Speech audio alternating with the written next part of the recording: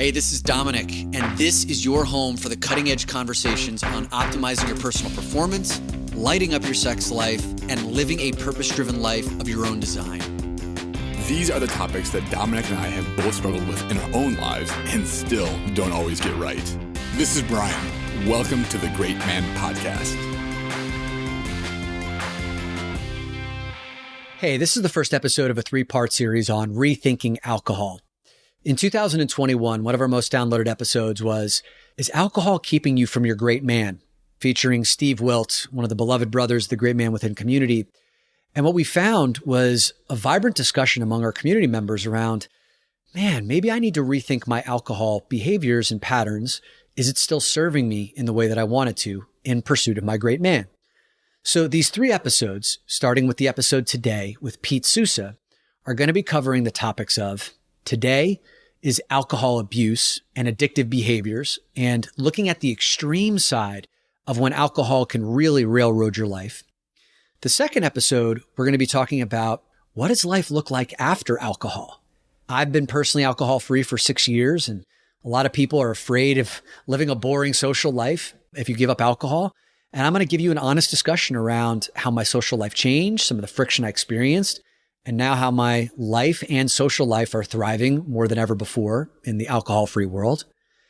And then the third episode is going to be an interview with James Swanwick, a friend of mine and the founder of Project 90, which is a paid program that helps people who are non-addicts who want to give up alcohol in a 90-day group community program.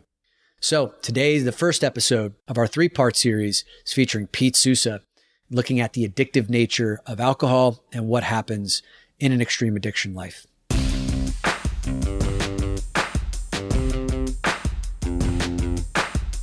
Our guest today is Pete Sousa, TV news anchor for KWTX Waco, Texas, play-by-play for ESPN, and he's the host of the Payoff with Pete podcast, which is a really cool show where Pete interviews former athletes, celebrities, and other high-profile recovered alcoholics who talk about going through their dark times and with an emphasis on the good life on the other side of sobriety. A few of the people Pete has interviewed include Lee Steinberg, perhaps the most notable sports agent in history, and Tom Cruise's character in Jerry Maguire was supposedly based on Lee's life. And Steinberg recently negotiated Patrick Mahomes' groundbreaking $500 million deal. Pete also interviewed Ryan Leaf, the notorious NFL quarterback who, coming out of college, was considered neck and neck with Peyton Manning, who was going to be drafted first. Peyton Manning ended up going first. Ryan Leaf was drafted number 2 overall behind Peyton, only to be out of the league in 3 years, and owns the not so glamorous distinction of being the biggest NFL draft bust of all time. And so Pete has had the opportunity to interview some really big time people on the show. And as you might imagine, someone running a podcast on alcohol recovery might have some experience with it himself. Pete will tell you that alcoholism doesn't quite run in his family, it gallops. And he had so many false starts when it came to his recovery that he could host a poker match with all the one-day sobriety chips he accumulated from AA. He always knew that he had 2 choices: get sober or die. And the stakes don't get any higher than that. So on November 7th, which happens to be my birthday, and I'll always remember this, so November 7th of 2011, something finally clicked for Pete. That was the day that he found his sobriety, which he's maintained for over a decade now. And today, Pete's here to share the lessons he's learned from about 100 interviews of recovery on his show, and of course, from walking that path himself. Please welcome Pete Sousa. Wow. I'm humbled. That was pretty awesome. Well, I had to do it, man, because, fraternity brothers, right? we got a little connection for life. Why don't you share that story? I left that out of the intro. I am about 2 years older than Dominic, but when I was a junior in college, sophomore, junior, I got this, me and a couple of guys I was friends with, we decided we were going to pledge a fraternity because we had a lot of close friends in this fraternity, Lambda Chi. And Dominic was 2 years younger. He was part of the normal group of freshmen that were going to enter a fraternity, but we were juniors then. That experience, we talked a little bit about that before we popped on here. I'm better off for having it, for sure. Yeah, we're better off for having it. And also there were some moments that probably could kick off, the conversation that we're having here today about alcohol. And, in listening to your show, Pete, You talk about alcohol was something that, and substance abuse was something that took hold, early in high school and then into college. And some of the rituals that we went through, and we're going to keep a lot of those sacred, but one that's not so sacred is the pledges get put in a basement with a keg, and the keg gets turned on, and the keg is not allowed to be turned off until it is emptied. And so all of the pledges, including us, like we had a cup, and it was our job to make sure that we were drinking as rapidly as we could. And it was actually that event next year when we administered that for the next class of freshmen that we got caught by the university doing something like that. And they classified that as hazing, which it is. And we got kicked off campus, and that's kind of where our paths diverged, because you were a few years older and your buddies, you went back to hanging out with your buddies. I went and hung out with, in the room where the keg didn't stop. Yeah. Unfortunately, because I always say all that dark stuff has brought me to where I am today. It's a very interesting journey, but you look back and it all starts to make sense. And I'm still, I think, and that's kind of, the project, right? The Great Man Within project is something that I am into because it's a project, Absolutely, man. I'll ask one more question here before I'll let Brian jump in here too, is, set the stage for us, Pete. You have this podcast where you're interviewing some really compelling people whose stories of sobriety are inspiring many. We definitely want to unpack some of the themes that you've heard from, having that bird's eye view. But why don't we start off with your own particular origin story around what led you down the path of addiction, and when did the tables finally turn for you? Why did they turn for you on November 7th, 2011? I'm sure, like anybody that will qualify, anybody who's a drug addict or an alcoholic, at the risk of spending all day on that, I'll say that it was in my family, like you mentioned, all throughout my dad's side. It was also like a terribly kept secret. It wasn't something that you would talk about, really. It wasn't kosher to talk about all the issues that were going on my father's side. His dad was a happy-go-lucky guy, but abusive. That's the household that my dad grew up in. My dad did the best he could raising us. He actually did a kick-ass job when you consider the hand he was dealt. But he was an alcoholic. You would call him a functional alcoholic. I heard somebody say, well, really, what's a functional alcoholic? If you're an alcoholic, you don't have any relationships, really. So your life really isn't functioning. That's the environment that I was raised in with a functional alcoholic.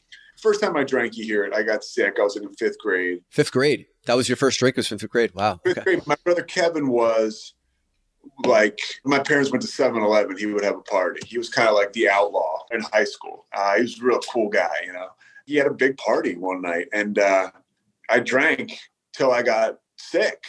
And I was in fifth or sixth grade for sure, because I remember I had a JV basketball game the next day. And I ended up, I went there, I played. And then I didn't drink again until probably 8th or 9th grade. But the moment I started to drink in 9th grade, like it was my first spiritual experience.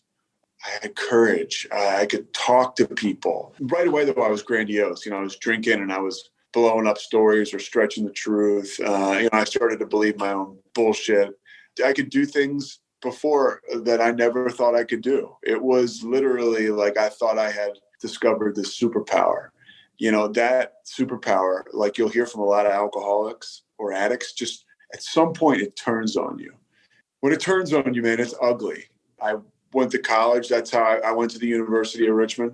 Guys like you were real bright. Guys like me played football. That's how it worked out.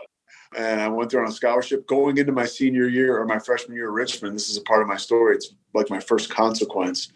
I was getting a physical to play in an all-star game in Philadelphia. And I had been taking a lot of drugs, a lot of prescription drugs that were not prescribed for me, but from other people, a lot of speed. I've been working out too a lot and drinking a ton. It's my second semester of senior year in high school. And, I was getting a physical for this all-star game. And the doctor was like, hey, your heart is beating funny. If we're going to let you play in this game, you got to see a cardiologist. And I went to see a cardiologist, and, you do the stress test, the echocardiogram, and they discovered they were like, you have hypertrophic cardiomyopathy. You're probably never going to play football again. And the first consequence, guys, was when they say, okay, well, you could have gotten this through abuse of alcohol and possibly drugs, or it could be a virus that went through your body. Your body was so used to fighting the virus that when the virus left, your body attacks your organs. And I was like, oh, it had to be the virus. But in my head, I'm like, fuck, it's probably the alcohol. even right then, I was bargaining. I was like, well, there's no way I'm going to let anything get in the way of me and this substance, because I love it. And it's so much fun.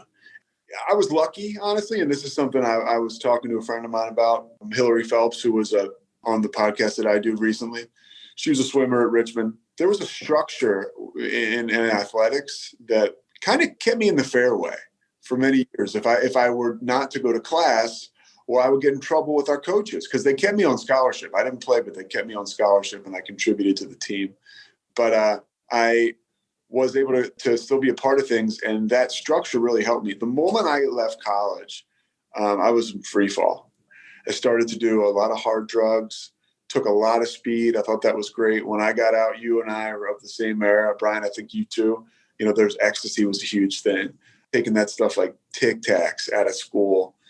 I moved to New York, was working with a friend of mine, and I discovered partying up there, and I was dedicated to that. And once I discovered cocaine, I was like, that was something. The first time I did that, it was like, I'm going to do this for the rest of my life every day. But that was my story. And then to move it along a little, I got a DUI. I had a great job, lived in New York. I had a great woman at the time, like who I was dating. And then, I just blew all that stuff up. And I ended up, moving to Boston, moving back to New York with work. And then I just lost that job. It just dissolved. I kind of like left, and they were like, we're good with you. I wanted to be a bartender in New York. So I was the worst bartender ever. So I kind of bottomed out. I go back home to Philly. My parents were always there for me. I lived with them, and I got my first DUI, or my second actually. And I'm only like 25 or 26. And I'm like, okay, I'm going to stop drinking. And I went to, I'm not going to talk about it all day, but the shit has worked for me. Alcoholics Anonymous, 12-step recovery. I went to meetings for like 3 months. I went to meetings for a year actually, but 3 months in, I started to smoke weed because my story, I wasn't ready, And then before I knew it, I got a job in Colorado working for USA Basketball. And the moment the plane touched down, I was drinking again. Then I got a job working in the NBA for the Charlotte Hornets. And I got there, and I started, the cocaine use really started again. And then I got a job in Philly with the Sixers, same thing. I mean, it got out of control. Pete, it sounds like there was actually kind of an elongated period of time where you were messing up and you kept getting second chances. So, you were talking earlier about being a high functioning alcoholic, but it doesn't sound like you were functioning very high for a while, and it still kind of continues. Is that fair to say? Yeah, it's a great point. I was not a high performer. I was just enougher, if that. And you couple that with somebody who has a raging alcohol and drug problem, it's not the employee that you want. I mean, whether I was going to be your boyfriend or your employee, or you were going to invite me to your summer house, I could usually keep my shit together for the first 3 months, maybe 6. But sooner or later, the junkie, the alcoholic, was going to show up. And it, steal your shit, help you look for it type of stuff eventually. That's how the disease progressed for me. I call it a disease because I truly believe it is, and the American Medical Association calls it a disease too. When I was able, if anybody's listening to this and you don't know, whatever, the moment I was able to grasp and accept that concept that this was like I had cancer, right? Yeah, I get it. Like it's going to kill me. And there's a treatment I can do, and it's recovery. And let's get started on the healing. It just got worse, finally, dude, I was out of moves.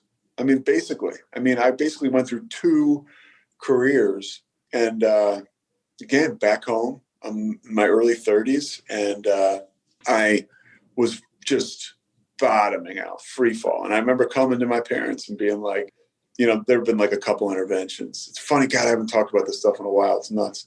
I'm that guy. And I remember I always say my brother Michael was having problems with his stepson at that point, Cade. And Mike sat me down with my parents. There was really nobody even left to have the intervention. At that point, I just kind of, your world becomes this big, and I'm holding up my pinky finger. He said, I don't want you around my kids. And I remember thinking, he don't even fucking like Cade. And he's like, you don't even want me around him? I'm thinking wow, this is bad. And it's those little things sometimes that hit you. I asked the guy to be my temporary sponsor in the rooms, the 12-step deal. One night he was like, okay, I'll pick you up. We'll go to a meeting. And he picked me up and he took me to dinner. And I was like, fuck. This guy took me to dinner. Okay. And I'm like, I've been drinking. I've been high. I'm totally not ready to get sober. And he tells me his story. And his story includes going to rehab. And he's like, hey, man, I went to rehab. He's like, I think you probably should do the same. And like the smallest window opened up, like the last one. And I tell people I like fell through the other side. That was like that last God window, that spiritual window, my last chance. Because I was dying, man. I mean, if I was going to keep living like that, I was dying. That's no way to live. And then my whole life changed when I went to treatment. You mentioned it. I got there November 6th, but I was totally inebriated. So that's why November 7th is the first day. Pete, hell of a story, man. Thanks for sharing it. When Dominic talks about his sex addiction, and I hear you talking about alcohol addiction, I've heard people talk about food addiction, I'm always curious about the payoff. And you talked about the payoff in the very beginning in college where it felt like a superpower. As you continued outside of college and became heavily involved in drugs, like I'm curious about the payoff that continued to be more than what was going on in your life. Like, cause you talked a lot about further into your addiction, you talked a lot about the negative consequences of it, but there had to be something that like where the party scene, what you were doing felt great. Yeah. I absolutely loved living in New York, going out to bars and clubs, doing cocaine, taking speed, being up all night. I mean, I can remember having so much fun just looking at my watch and being like, I got 6 more hours. It's going to be 4 o'clock. Like, yes. And I was lucky because I worked in sports. One of the companies I worked for is called SFX Sports. We represented athletes getting ready for the draft. We had like an all access pass. We would go out with these guys in New York City, you know, and skip the line and shit. And I'm a nobody, but I'm just with these guys. And that was another thing that fed into my ego. I really thought that I was something special from the moment I got out of college. And honestly, I was just fucking lucky. I caught a couple breaks, a couple people, you know, liked hanging out with me enough where I just like fell ass backwards into this world of access. And it didn't last terribly long, but holy shit, was it fun for like 3 or 4 years and even when I worked in the NBA, same type deal. You travel with teams on private planes, you know, to the game. When you do PR, you're an extension of the team and the front office and the coaches, you know, like a liaison to the media. But at that point, you know, when I'm working in the NBA also, here's something too you should know, and Dominic can speak to this about the addiction component. At some point, when you accept that you're an alcoholic or a drug addict and you seek treatment for it, and then Dominic talked about those false starts, you go back out into the world with, you know, a head full of recovery and a belly full of alcohol. You're in trouble. You're not going to have a lot of fun. I was on a meeting the other night, a Zoom meeting, 12-step meeting, and a guy said his last relapse was literally like he just wanted to see if he had one more good night in him, and he didn't. But he was done having fun with this shit. So, and that's what you talk about when it starts to turn on you, because your relationships really start to deteriorate. You start to deteriorate, and you know your whole life is broken at that point. And Bri, you know, to answer your question from the payoff perspective, from my own history and sex addiction, when I first started my discovery, you know, you drinking alcohol and Pete, and you saying that like you felt you had this courage and the superpower. For me, it was like, oh my God, my body has this superpower to produce these amazing feelings. And at first it felt like this is amazing. But then I recognized that it had a practical application, which was anytime I felt anxious, stressed out, bored, lonely, insecure, like that became the scratch to my itch. Yeah, it numbed all that out. It put all that stuff away. And then it became a thing that I just needed to do in order to fall asleep, or needed to do before I went to school, you know, to relieve the anxiety. And so it quickly turns from something glorious into something kind of like, I guess the average person can relate to, if you're a coffee drinker, take someone's coffee away and they're just miserable. Like they need it to actually just like function on a day-to-day basis. And when they don't have it, they're cranky, they're irritable, they're angry, their mind's not working. So it becomes less of a uplift and it becomes much more of a dependency. Yeah. In the interviewing of your 100 guests or so, did you hear that to be kind of a theme around like that kind of the turning point where it turns from something that was once fun into something that's now I need it to even just function in life, and then it becomes destructive? Oh, 100%. And you mentioned, your history with the sex addiction, and I was just reading about you. I mean, like that spanned how many years for you? Like 5 or 6 or? Well, my recovery was 4 years, but I mean, my behaviors were 20 years in the making. So that's a window into the absolute grind the whole thing is. I mean, it's just like, at some point, like we were talking about, it turns on you. And then what do you start doing? You start hiding it from people. Mm-hmm. You start going through doors that you never thought you would go through. Yeah. Like now I'm drinking in the morning. Now I wake up with such a terrible hangover that I know the only thing that will cure this is more of the same, whatever put me here. And then that cycle starts, and then I'm never going to be drunk at work. Then you're drunk at work and you're not able to perform. And it's like, you hear that from everybody. One thing I thought that I might hear talking to other athletes, but I wasn't sure that I was going to hear, but I heard with such consistency was guys playing high and drunk. Wow. Professionals? Yeah. Oh yeah. Tony Mandridge, the guy he was drafted second by the Pack. A lot of people look at Tony and say, oh, this guy did a shitload of steroids. And when he got into the pros, he stopped. That's why he didn't turn out to be, the player people thought he was going to be. Really what it was he developed an incredible dependency on opiates. And I mean, he talks about shooting himself up at halftime of a game in the NFL, playing the Arizona Cardinals on the road. And he's like thinking to himself, like, I'll be able to play better in the second half, shooting opioids. He's not taking speed. He's like, this is like, you're not going to be any better, I would imagine, on this stuff.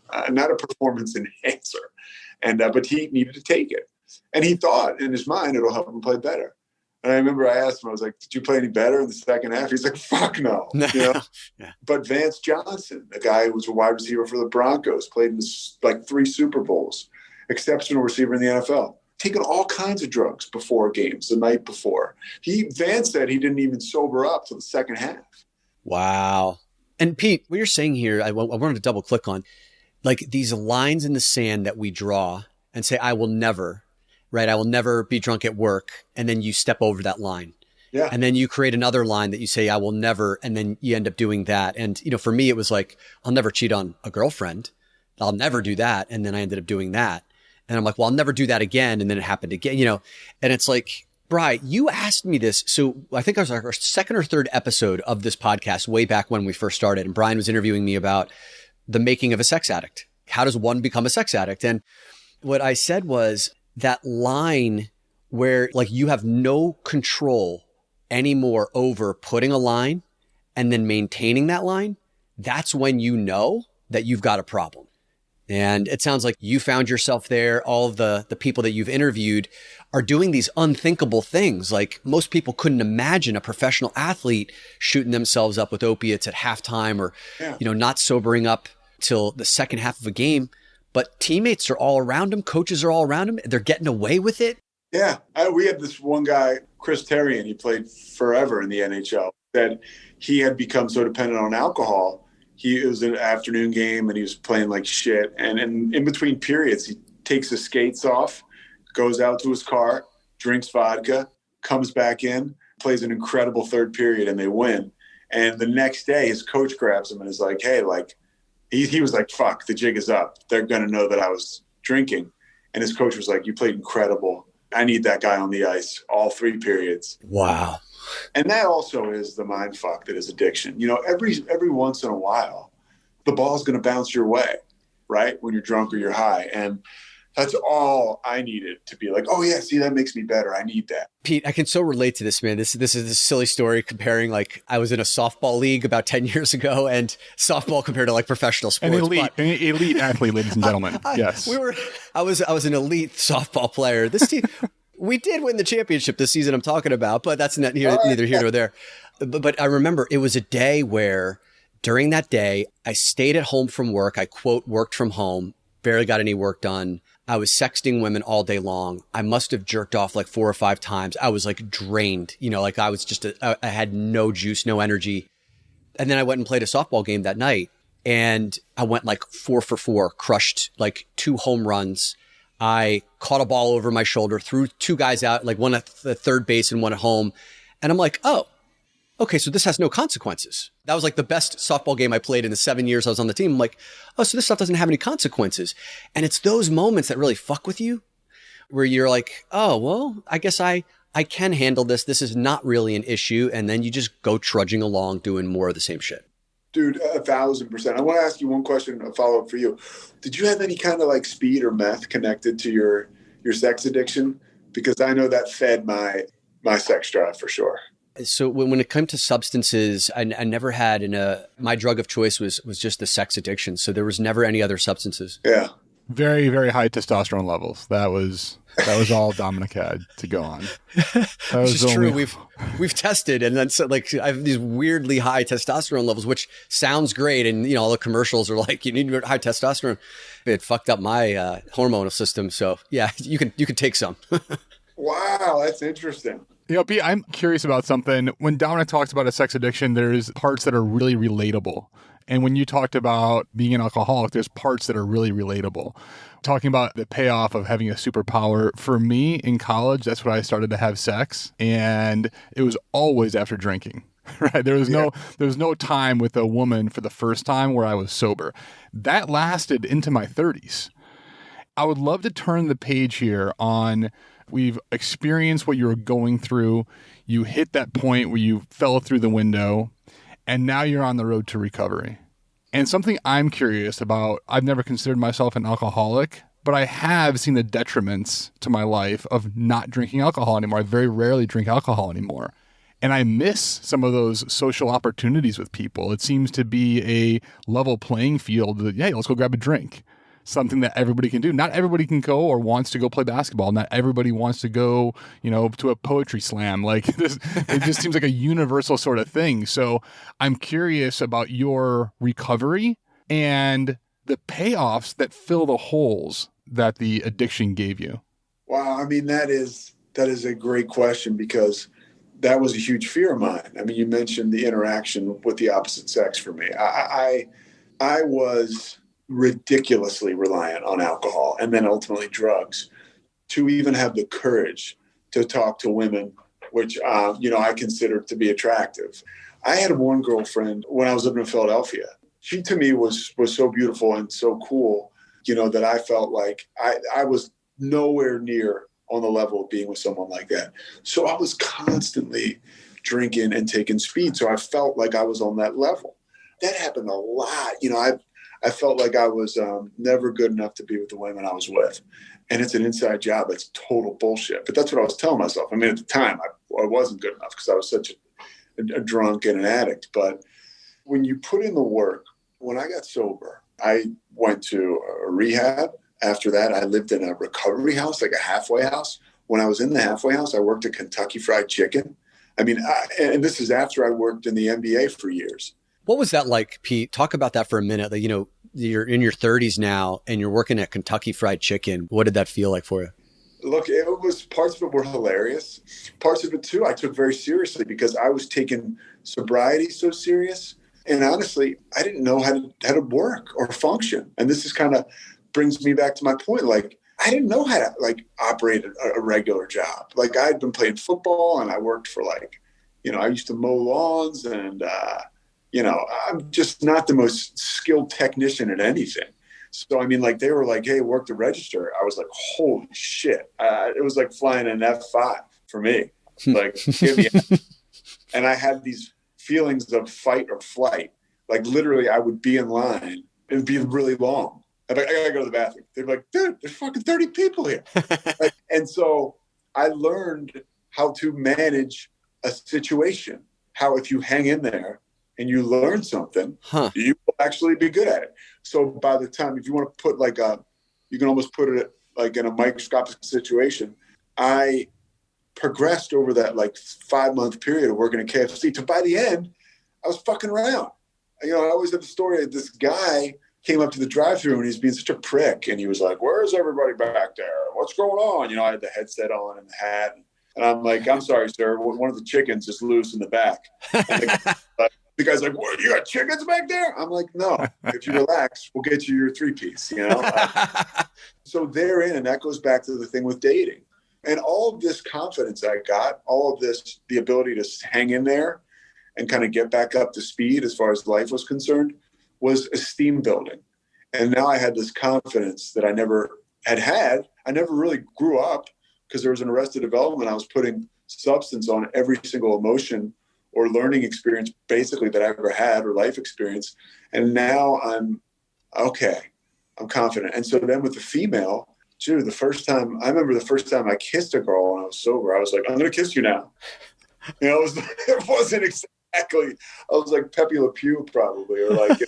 Pete, that's so powerful though, that, we go through these experiences when we're on substances and we don't actually have to experience them. We don't actually learn from them. And so the addiction becomes very real, because if you want that feeling again, you have to be on it in order to get it. So it sounds like whether it's KFC or kissing a woman for the first time when you're sober, it's kind of like being a kid again, like trying to build up all that confidence without the substance. These are incredibly important moments that we're talking about right now. And I don't want them to be glossed over, because you were talking about the line of 16 people or 30 people at KFC, which originally would cause you to bail out. You learned how to hang in.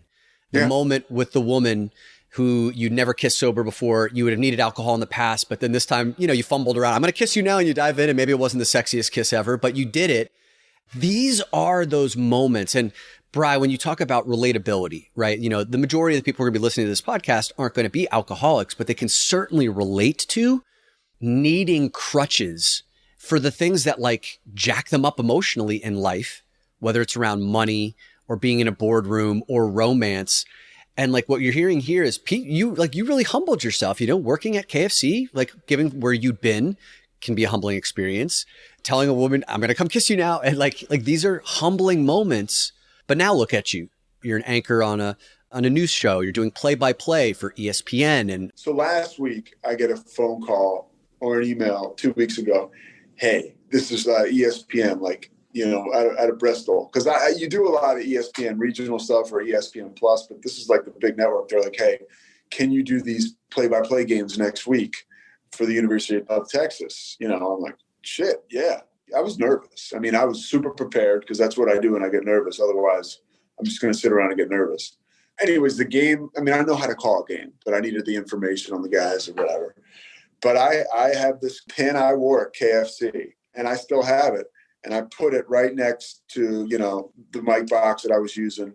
And once in a while I would look down at it, because not everything, you call a 3.5 hour game with the producer in your ear and a director talking. Sometimes you got your color analyst here, all this action going on, tons of shit. And honestly, I wouldn't have those fight or flight feelings, but I would have feelings of awkwardness or whatever. And that was a good thing to kind of ground me, to look at that name tag and be like, you're good. You got this. Like, it's not all that big a deal. And it works. I still, to this day, lean on those experiences, sometimes knowingly, sometimes unknowingly. That experience, those humbling experiences are really, for me, what has made me the man I am today, because it was hard. And, doing hard things is what makes it. I don't like doing hard things. Ask me to do something tough, and I'll be like, oh, can we make it like a month away? Like, that's a job for future Pete. Future Pete ultimately has to do that at some point, but I'll do it.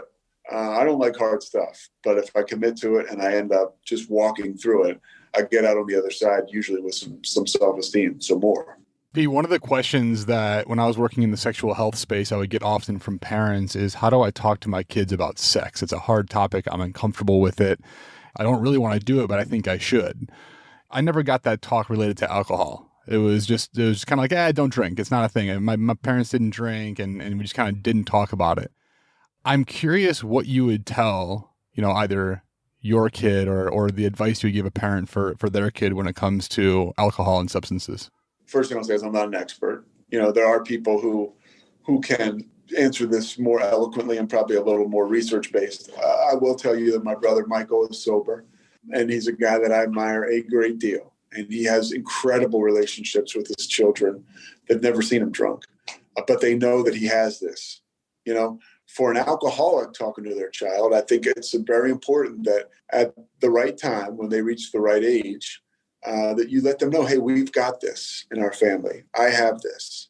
There's a reaction to this stuff that is abnormal that I have. For you to keep an eye on this is something you're going to want to do. I have seen guys that are sober today, alcoholics, have really great relationships with their kids.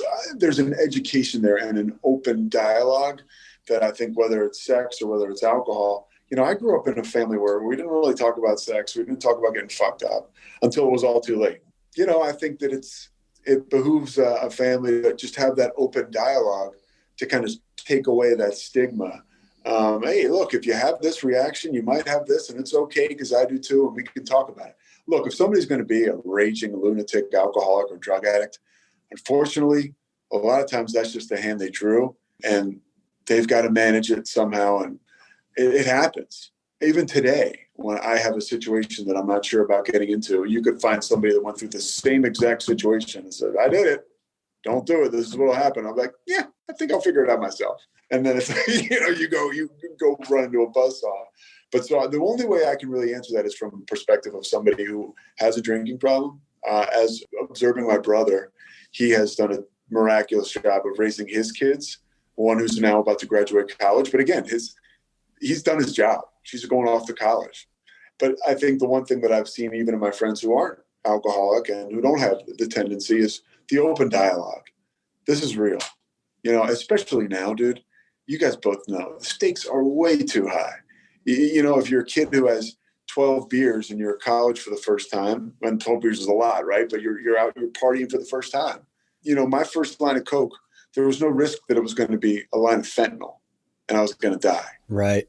I mean, honestly, I don't know how to play that. Like how to educate kids on that. I mean, is fear a motivator? I don't know. I know that the communication is just so important. And I have seen people are more aware of the power of those drugs now. I mean, because before the fentanyl, it was the opioids. And, when I got to rehab, I mean, and this is 2011, 50 to 60% of the people in there, young or old, were there because of prescription drug, opioid, mainly addiction. Yep. So I'm not breaking any news here, but it's a different animal. It's interesting you say that, because my version of that in Sex Addicts Anonymous was like 50% of the new men who would walk through the doors of Sex Addicts Anonymous were there for porn addiction and nothing else, So it's interesting to see these corollaries. And we started this interview talking about the fraternity that you and I were both in at the University of Richmond. And I thought it could be cool to wrap the conversation with drawing a parallel to the fraternity that we are in now together, which are, recovering addicts. Yeah. And one of the things that most civilians, so Bri, just in case you didn't know, you're a civilian. And a civilian means that you are not, you haven't been an addict, you haven't recovered from addiction. Most civilians don't really understand is that just like a fraternity, recovery requires an initiation. An initiation is something that requires something big of you. It requires you to surrender your will to a higher power, to a process that's smarter than you, that's been more effective than you have. There's a certain level of humility that you have to surrender to as well. And then you get broken down. You willingly accept to be broken down completely at your core so that you can reassemble yourself from an intentional place and come back out the other side. That's why, Pete, when I haven't spoken to you in 20 years, I automatically know that we're going to have a kinship because you've been through it, your own version of that. And I imagine that you feel a similar kinship to all of the people that you interview on the Payoff with Pete podcast, right? Because there's something to be said for someone who's gone through that ordeal, that initiation. And we talk all the time on this podcast that rites of passage for men don't exist in our Western world. Boys just kind of morph into men, and we have a lot of little boys running around in men's bodies. But people who have been through addiction recovery have a flavor of what an initiation into adulthood, a certain kind of adulthood and a depth of that really feels like. So I just wonder what your perspective is on that. Well, you're spot on in a sense where you mentioned a fraternity and you mentioned the initiation into that fraternity. And I tell people, just from an athletic perspective, it's the best locker room I've ever been in my life. All kinds of different people, all kinds of different walks of life. And, we got people identifying all kinds of ways. It doesn't matter, dude. We're all alcoholic or we're all addicts, and we're here to recover and to help each other recover. I mean, there's literature, my sole purpose is to stay sober and to help another alcoholic to achieve sobriety. So whoever walks through those doors and wants it, I'm there to show them the way. I try to show them the way, to share my experience. And that bond that we have is, I remember asking somebody once, just when I was living in a recovery house, I was like, what's the deal? Why do we have 15, 20 people living in these fucking houses? And I'm with kids who aren't like me. And this woman, Karen Phillips, I think her name is, and I forget her name, but it was a long time ago. She was the therapist. And she said, it's that tribal community, that tribal environment really creates that power, like greater than you. And it can, man. I mean, it's a phenomenal thing to be a part of, because it says it also in the literature, we are like survivors of a shipwreck. And when you have another survivor that survived like a shipwreck, plane crash or whatever, I mean, you have this bond with them. It's like nothing ever before. On a much lower level, my news director now here in Texas, we work together in Monroe, Louisiana. God bless it. Not a place I want to go back to.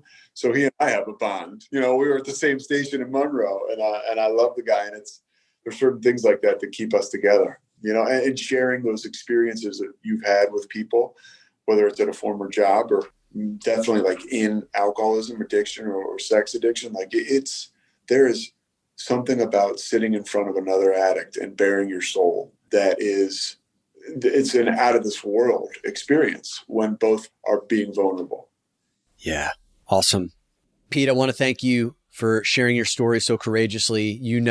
As much as I do, that every time you tell your story, someone out there is hearing it and it's changing their life.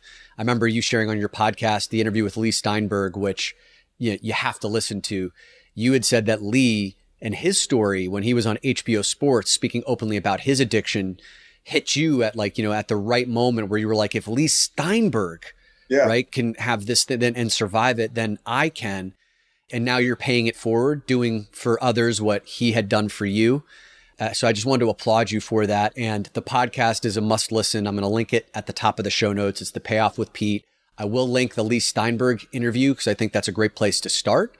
And then there's about 100 other episodes, but Pete will give you the last word here, man.